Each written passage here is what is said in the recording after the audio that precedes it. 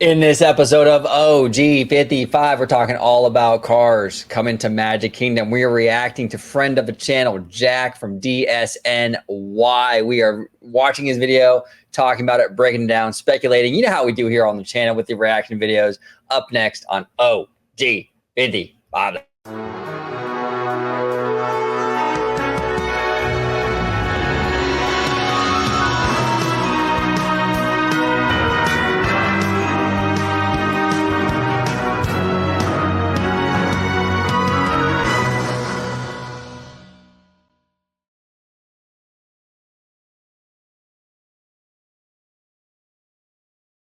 Welcome aboard, everybody, to another episode of OG55. I got the Italiano with me today. We are reacting to friend of the channel, Jack. He made a fantastic video on DSNY all about Cars Land coming to the Magic Kingdom. We're going to watch the video, react to the video, break it down. But before we do, George, welcome back, sir. How you doing? Doing good. It's been a while. I haven't seen you in a bit. Yeah, it's been a long while, you know. It's been at least 25 minutes, at least. Yeah. Where can everybody at home find you on social media? You can find me on X, formerly known as Twitter, at Disney George. You could also find me on Instagram under the Disney Italiano.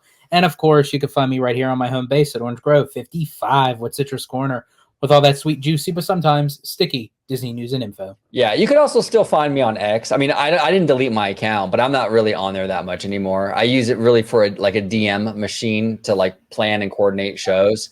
I'm pulling back my attention from X. I talk a lot about here on the channel about voting with your wallet and how we should, you know, if you're not happy with Disney, you vote with your wallet. Well, in social media, you vote with your attention. You know, eyeballs. That attention is currency on social media. And I don't like the way Elon has been running Twitter.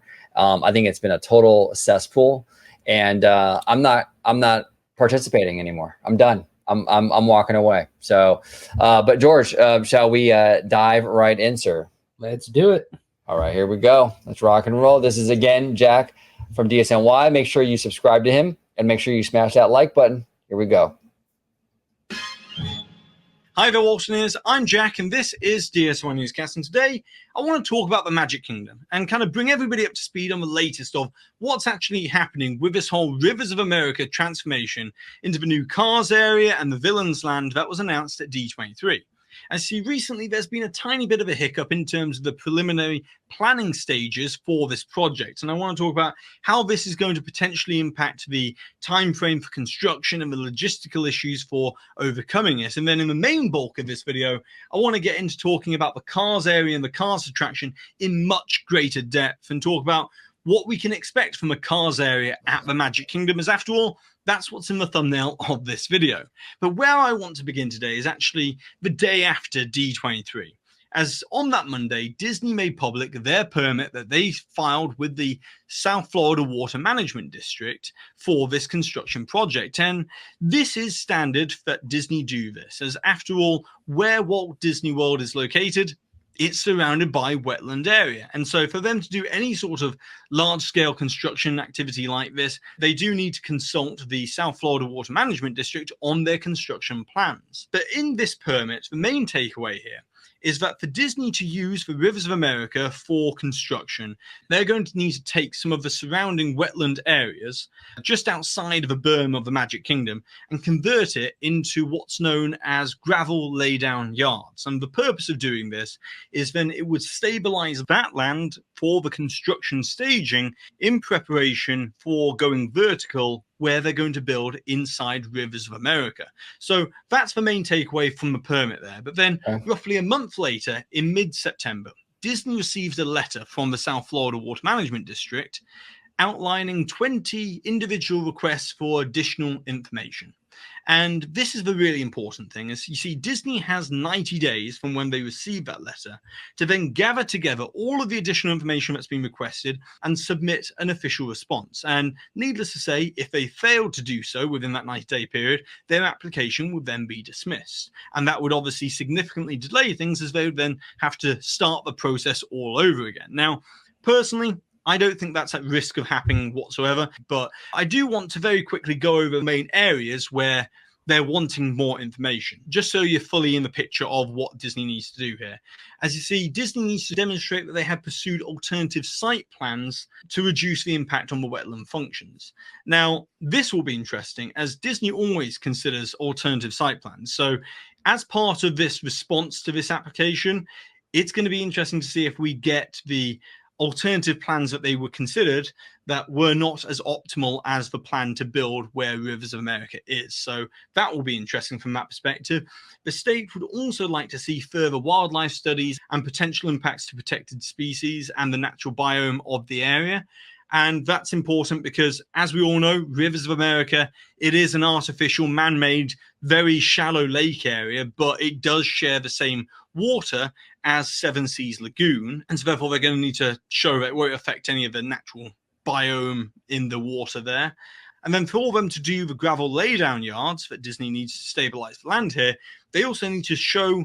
By the way, I just want to say this is great reporting by Jack. I'm kind of letting it play because he does lay it out really, really well for like the layman's, like for us and stuff. Because honestly, I'm not really versed in any of this Florida stuff, you know, when it comes to these gravel laydowns and all this stuff. So I love how he breaks this down. Very clear, very concise, very easy to digest. Great work, Jack. Really great work. The South Florida Water Management District, how they're going to offset that wetland area that's being used up there elsewhere on property.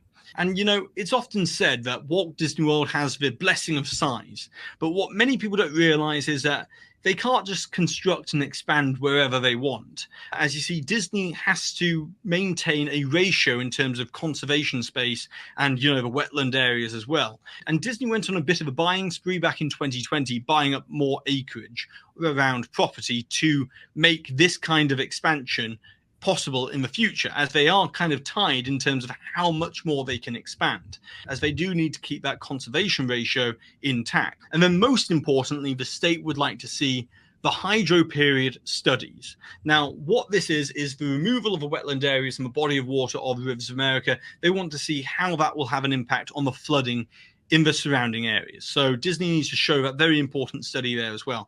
Now, clearly Disney's going to submit an official response to this whole thing on time, but I do think they were kind of surprised at the extent to which they were being asked for all this additional information. And it does make me wonder how much of an impact is this going to have on the potential time frame for the beginning of construction? As previously, it was originally rumored that Disney was looking at an early 2025 time frame for the closure of Rivers of America and Tom Sawyer Island at the Magic Kingdom. And I'm talking January, February timeframe. That's how early they were looking at closing Tom Sawyer Island and Rivers of America at the Magic Kingdom to make way for this construction. But now they've got to gather all this additional information and potentially go back and forth a few times with the South Florida Water Management District. It might delay things by maybe a month or two into March or April for the closure period. Or perhaps the next time they go back to the South Florida Water Management District, they get the green light and go ahead and they can continue with their original plan of early 2025. But one way or another, it's going to be the first half of 2025 that we're going to see the closure of Rivers of America and Tom Sawyer Island at the Magic Kingdom.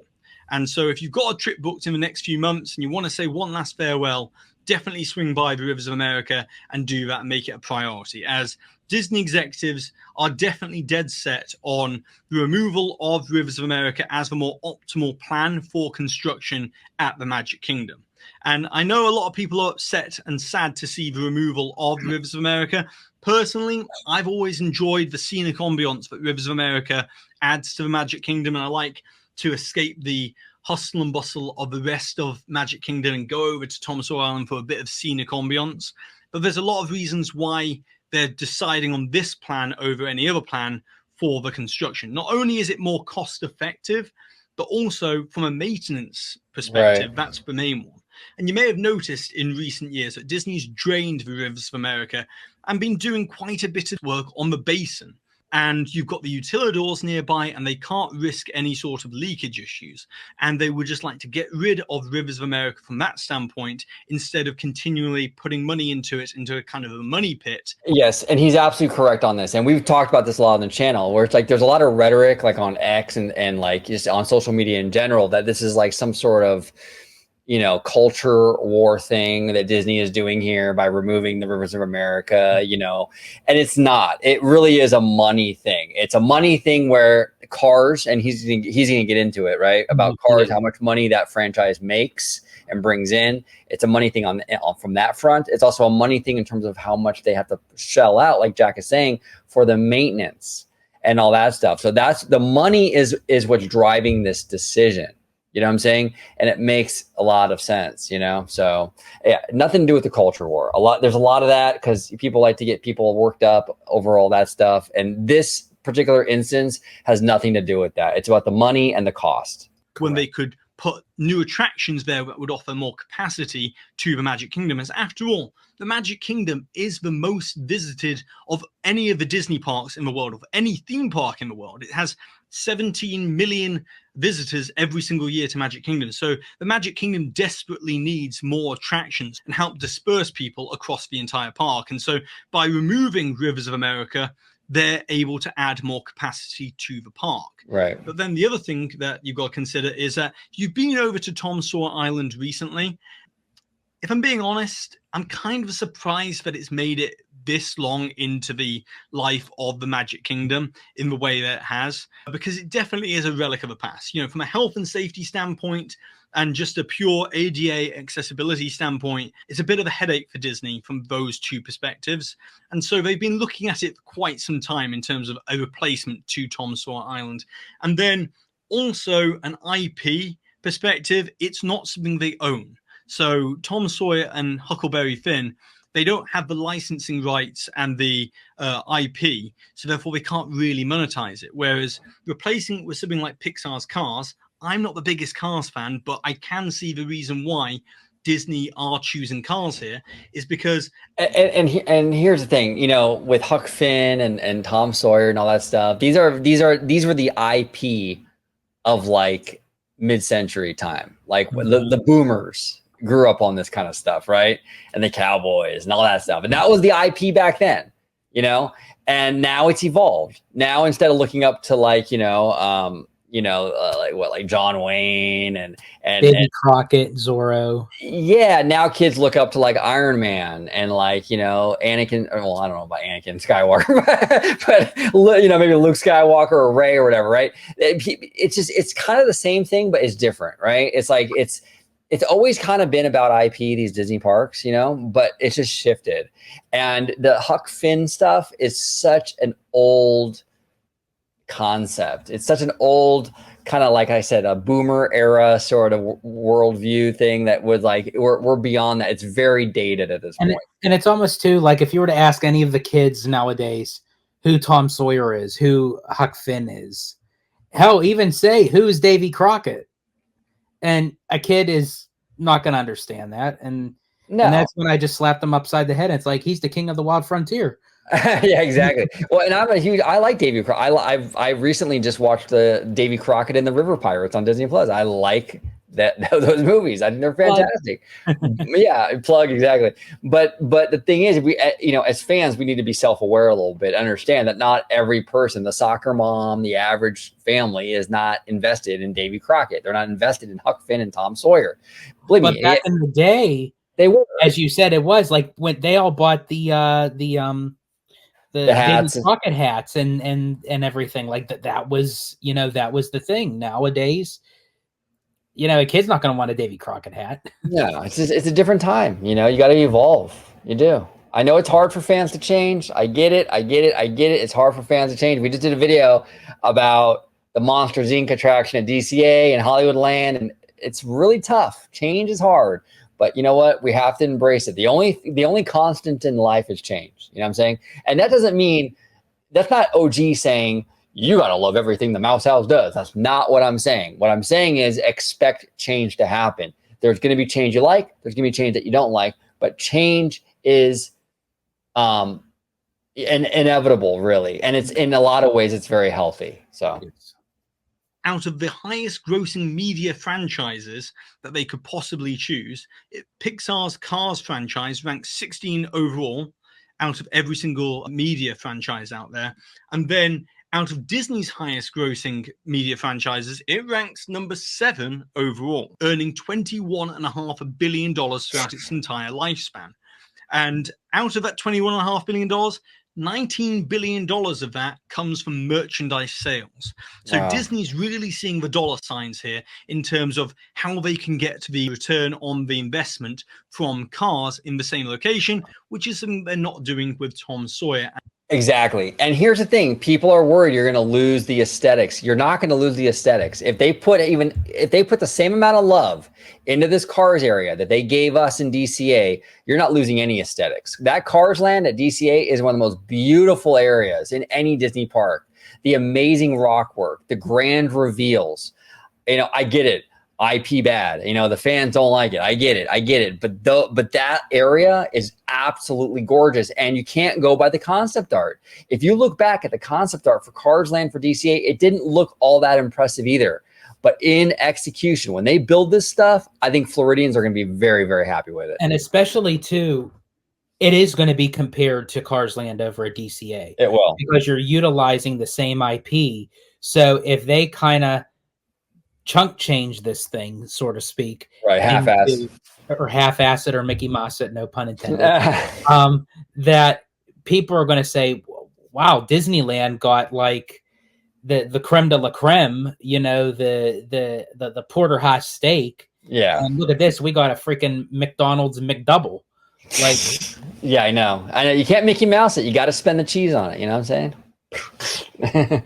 Got to spend that cheese. As an IP. And all of this is just to give the reasons for why Disney is seeing the removal of Rivers of America as a more optimal plan instead of expanding beyond the berm, because then that's got its own issues in terms of the wetlands and the amount of money they've got to spend on transforming and land grading that land as well. But considering these plans, the one thing I really do hope they do save is the Liberty Square riverboat, and they find a new home for it somewhere else on property, as it could easily be permanently docked over at Port Orleans Riverside, or permanently docked to the side of a wedding pavilion at the Grand Floridian. It would work there as well, or maybe even Disney Springs, but I hope they do save it, as there's a lot of history tied to the riverboat. But now, with all that being said, let's get into what we can expect from this Cars area at the Magic Kingdom.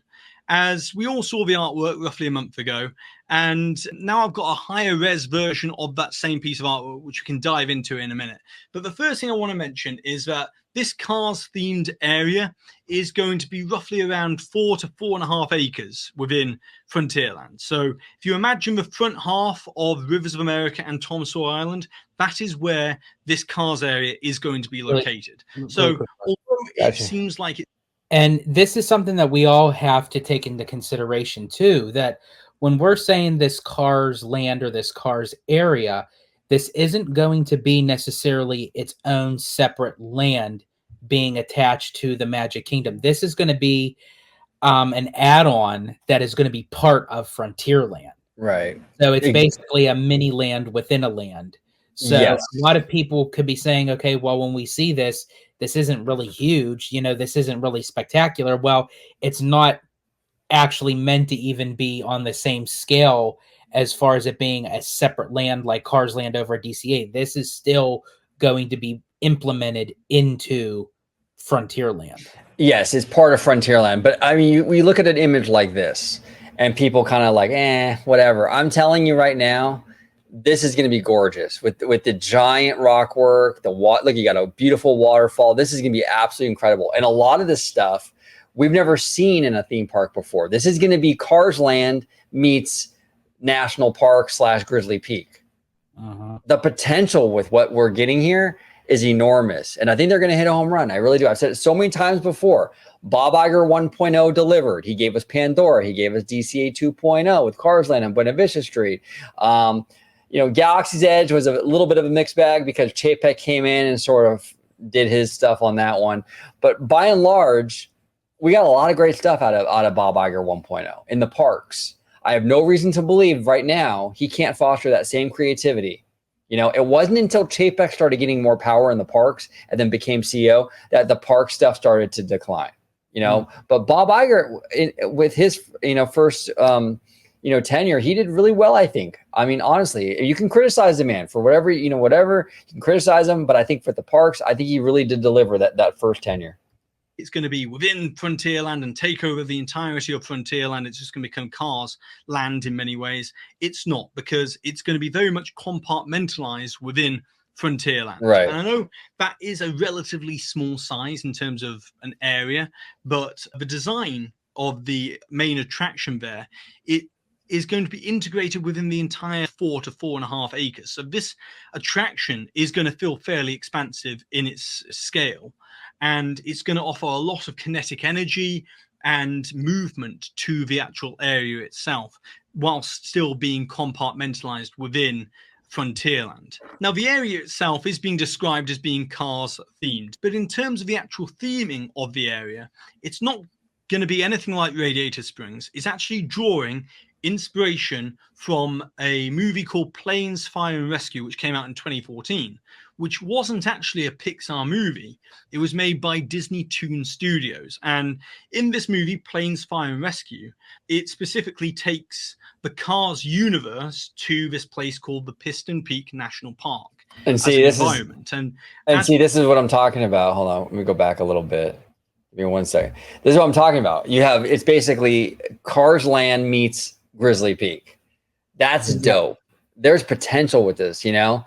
And I wish a lot more fans would have a little bit of an open mind. I think this could be potentially a gorgeous area. Absolutely breathtaking. That's why, like, when Mater came on the screen at D23 and was, like, interacting with Tomorrow, and I thought, oh my gosh, they're actually moving forward with it. We're literally getting Radiator Springs Racers light at Magic Kingdom. But then when he showed all this concept art and everything, I thought, okay, that's not as bad as what I thought it was going to be. No, my issue with, if you look back at the old videos that we did about this, right? The speculation about cars coming to Magic Kingdom. One of my biggest issues was the rumor at the time was they're not going to bring the entire land. They're just going to bring the attraction, the cloned attraction from DCA.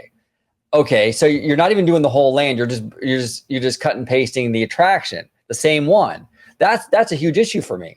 This isn't that. This is usually utilizing the Cars franchise, but in a very unique, different way to tie it into this park. And I think that's pretty cool. It's not a clone. It's something original. National Park as an environment. And as we can see in the artwork, it's drawing a lot of its inspiration from the Piston Peak National Park environment, which is drawing real life inspiration from Yosemite and Yellowstone national parks. And so therefore, that's what Imagining is really going to be building upon in terms of the American frontier and the national parks environment and the openness of. Wouldn't that be really cool? Like, because they just showed like that section, kind of like it was like an open valley field, like kind of like a cow pasture, with like little tractors that look like cows and everything, and they kind of implement that into the scenic route in the attraction itself, and we kind of like bypass all these different monuments, so to speak, that make up Piston Peak. That would be really cool. Absolutely, I agree. All of that. And we can even see in the artwork, if we zoom in, the entrance to the main attraction for this land seems to be inspired by the Grand Fusel Lodge, which was also seen within Planes, Fire and Rescue, that movie there as well. It certainly shares a lot of parallels with that movie, and this Cars area is definitely set within the Cars universe, but not necessarily inspired by Cars 1, 2, or 3 in terms of any of those locations, but instead it's going to be drawing more from the Piston Peak National Park environment instead. And from the landscape perspective, we're going to see the geysers of Yellowstone represented within the artwork here. We've got snow-capped mountains of the Colorado Rockies that are going to be featured there. So it's this whole new kind of idea of the American frontier and the wilderness yet to be explored within Frontierland. And then also within the artwork, we can see that the riverboat dock has been left intact within that artwork. And I think personally that this is for one or two reasons. It's either that it's going to be a national park overlook where you kind of come up to it and like look out across the expansive landscape of this new area, which would be fantastic. Or they might be using this riverboat dock as a kind of transition point between the existing Frontierland and then this new area of Frontierland, which is obviously very heavily inspired by the national parks of America. And so from a theming perspective, I am actually very excited to see how this thing turns out, as after all, if we look at the incredible rock work design that we've seen Imagineering do in recent years, Zolt Horme has led this whole thing across Imagineering in terms of the rockwork design of Fantasy Springs over in Tokyo Disney Sea, Pandora, the world of Avatar, and obviously Cars Land in California Adventure. If we get this level of theming to the rockwork within this whole new area of Frontierland, I think it's going to offer a completely unique scenic ambiance within Magic Kingdom, which a lot of people will be surprised at. And in many ways, and I agree. And one of the issues Magic Kingdom has, and I've said this many times, but not everyone watches every video, so sometimes I like to repeat stuff. Magic Kingdom is seen as a lot for a lot of people. You know, a lot of people. I know our friend Gator fan doesn't agree, and that's fine. I respect that. But like a lot of people do think that Magic Kingdom is a diet version of Disneyland. So when you go in here and you change Magic Kingdom and make it really its own thing, very separate from Disneyland, I think you add value to Magic Kingdom, much like you added value to the Hollywood Tower Hotel when you made it Mission Breakout. It was no longer Tower of Terror Light. It was its own thing with Mission Breakout. I think it's gotten a better reception with that new theme than before. You know what I'm saying? So I think that's very much what we're seeing here. So it's very interesting. And then also too, always give something a chance. You know, don't just jump to the quicks of whether or not it's going to be a failure or not, because we don't know. If Disney makes something and it looks like crap, then you know what, we'll call them out on it and says, hey, they could have done much better on this. But just to jump to the fact of saying that it's going to be crap without a shovel of dirt being moved yet, you know, to me, that's, you know, you're not like really keeping an open mind of like what Disney is still capable of doing. Because obviously, as Jack was even just mentioning with the rock work with Cars Land and Galaxy's Edge and Fantasy Springs, Disney still has the chops to do it. Yeah, we got Zort. Yes. Who we met at D23, by the way. We did, and I even asked him that. I said, by any chance, are you going to be part of the Magic Kingdom projects with cars and villains? And he told me, he said, he's not 100% sure he would like to be. It just depends on where Disney needs him. So, Disney, you're hearing it from the Italiano. Get this guy over in Florida. Yeah, the fact that he said we'll see tells me that he already knows. Yeah, it's happening. I think it will be very similar in a way to the Grizzly Peak section of Disney California Adventure. That's obviously very heavily inspired by the national parks within California. Sorry, the other thing to consider here is the fact is, I just like to throw that out there to Disney, because apparently no matter what I say, it seems like Disney tends to go for it anyway. So I had to throw that in there. Yeah, exactly. Yeah, well, I know you complained about the red car. Then the next day they were like, yeah, we're getting rid of the red car. George killed the red car trolley, everybody. He killed the red car trolley. Is that there's quite the elevation change between Frontierland and the basin of Rivers of America. So therefore, you've got around 10, 15 feet there to then use that elevation change and even build up above it by, let's say, 20 feet. And then you've got quite the rockwork and mountainous landscape there, which will then also offer that kind of buffer between Frontierland and then this national park inspired Frontierland, all coexisting within the same exact new land. But then we come to the main attraction as part of this land. And as we can see in the concept art, we'll begin inside of the building where there will be the load and unload for the attraction. Then we'll line up for the beginning of the race underneath the start banner. And we'll then begin by going up towards this first bend. And then we'll go across this bridge that we can see in the artwork here. And then after we come across this bridge, we take kind of a steep decline down into what looks like we're going inside of a cave, and this cave area will be located directly under where we've just been with that incline up around the bend.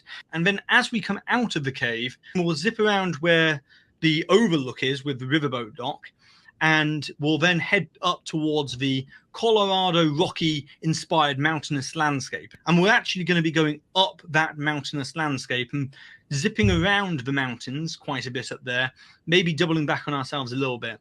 And then we will make our way round the exterior of the show building there somehow.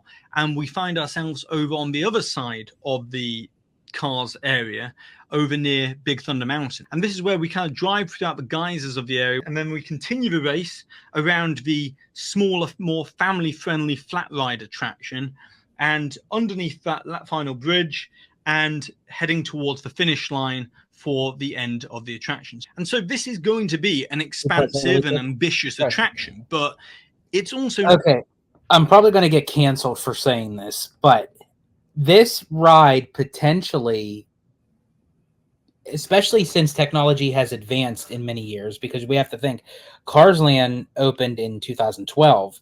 They started everything with the plans back in 2007 when they announced it. So with all the technology, nowadays and add-ons and what have you, plus, let me get to my point first. I feel that this attraction may give Radiator Springs Racers a run for its money. And here's why. I love the fact that the whole entire attraction is the race. Where with Radiator Springs Racers, it's the buildup of the race, which is fine, which is great. It works for that ride.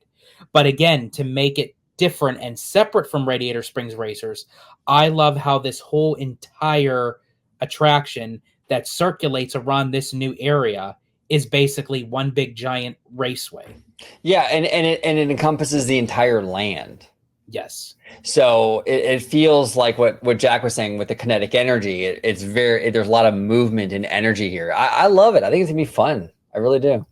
Not going to be just a clone of Radiator Springs Racers with that slot car based ride system. It's going to be something unique and different. And from what the rumors seem to indicate, this is going to be a trackless outdoor ride system for this attraction. And everything seems to point towards it being supplied potentially by Dynamic Attractions. And it may be using the AGVT all-terrain trackless ride system, which you can see here in this footage. Or maybe Imagineering are developing their own proprietary version of an outdoor trackless ride system, which might be fairly similar to this, and this footage should just be used as a reference point. But either way, this is going to be an outdoor trackless... Bro, if they do this, if they utilize this, I mean, you're going down the terrain like this, that's an adventure, bro. That's incredible, bro. Their own proprietary version of an outdoor trackless ride system. I said bro twice. That kind of bugs. Which might be fairly similar to this, and this footage should just be used as a reference point. But either way, this is going to be an outdoor trackless ride system like we've never seen before at a Disney park. And that is where the thrill element's going to come into this, as you're going to be off-roading around a national park environment. And the dynamic attractions element of this whole thing, it could be using this same ride system that we can see in the footage, as after all, Dynamic Attractions does have a long history with Walt Disney Imagineering, collaborating with them, as Dynamic Attractions provided the ride systems for Radiator Springs Racers at California Adventure and Test Track, that slot car ride system. So it would make sense that they could be working with Dynamic Attractions here, and also the fact that they're looking to retrack Big Thunder Mountain at the same time in early 2025 and doing an extensive refurbishment to Big Thunder Mountain at Walt Disney World.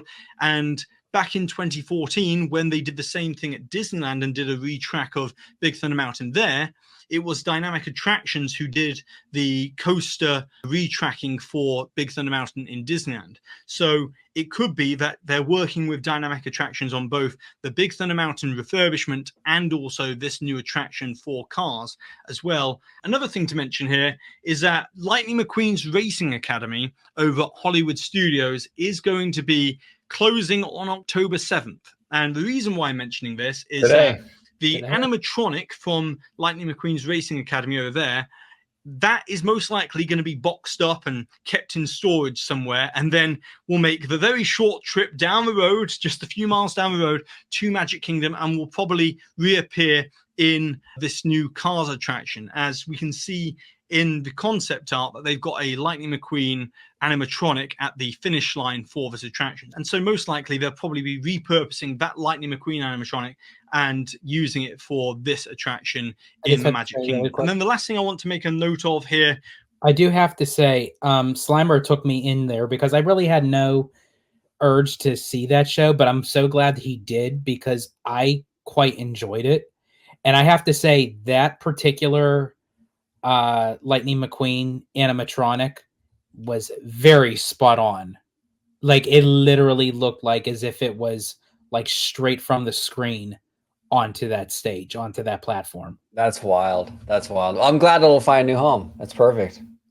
Within the whole Cars area is the secondary smaller attraction within this land. It's said to be a family friendly ride. It's going to be a flat ride, and from what we can see within the artwork at least, it seems like it's going to probably use a whip ride system similar to Mater's Junkyard Jamboree or Alien Swirling Saucers over in Toy Story Land.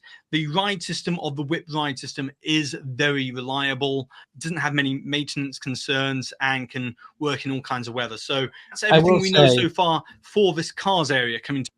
I will say, I do enjoy the whip rides. Mater's Junkyard Jamboree is just so fun. You can't go on that ride without smiling and laughing and having a good time. I would take a whip ride in every single one of the Disney parks over a spinner ride any day. Yeah, me too. I don't like getting nauseous. Yeah. Yeah. To the Magic Kingdom. But now, as always, it's over to you, the Walt Disney. I would like to know, what are your thoughts and opinions on... So give it up for Jack of DSNY. Fantastic video. Always fantastic content from Jack. He's a friend of the channel, and make sure you check out his content regularly. If you're watching us, you definitely know who Jack is, but make sure you check him out because he does a lot of good work. He puts a lot of work into it, and we appreciate everything that he brings to the table in our community, right? But George, any final thoughts or anything you want to kind of bring up in regards to cars? So for me, first of all, obviously awesome video done by Jack. He always does great work over at DSNY. So kudos to him. Great work on his channel. And again, it allowed us to be able to do this reaction video. So as far as the land it goes, I will say, out of all the potential projects that Disney could have announced, you can go back and watch the videos, folks, on the channel, that I was not a fan of Cars coming to Magic Kingdom. I didn't like it. And especially if we were going to get a Radiator Springs Racers Light, not even getting a Cars Land. But I have to say, if this is what it seems like it's going to be turning into, and Disney delivers, I think it has the potential to be a home run. Yeah. And honestly, I'm very optimistic and excited for it, that we would then get a whole new different look of Frontierland just in general. And then especially also too, with the refurbishment of Big Thunder, I do hope when it does go down, and if Dynamic is the company that Disney works with, just like how Disneyland did, I hope we get a lot of those kick-ass elements added into Big Thunder that Disneyland has when they choose to work properly. But yeah, I hope it does, because I do enjoy Big Thunder, but Disneyland's definitely is superior over Magic Kingdom. So I do hope that it does come up to par and up to date with everything. Yeah, well said. Well said. Some TLC. 100%. Well, George, if you let everybody know where they can find you on social media, sir. Absolutely. You can find me on X, formerly known as Twitter, at Disney George. You could also find me on Instagram under the Disney Italiano. And of course, you can find me right here on my home base at Orange Grove 55 with Citrus Corner. Well, that's sweet, juicy, but sometimes sticky Disney news and info. There we go. And you can still find me on X, but I'm not as active on there. I stepped back from X. So you can find me. I'm going to ramp up my social media activity on Instagram. I'm also on Threads. You can find me there. Again, I do have a Twitter account, but I'm just not tweeting. I'm not really doing much on there other than sending these guys occasional DMs here and there. So I'm not really on it that much. But X is circling the drain, in my opinion. So I'm jumping ship. But thank you all so much for watching this episode of OG55. Comment down below. We would love to hear from you. And until the next time, peace.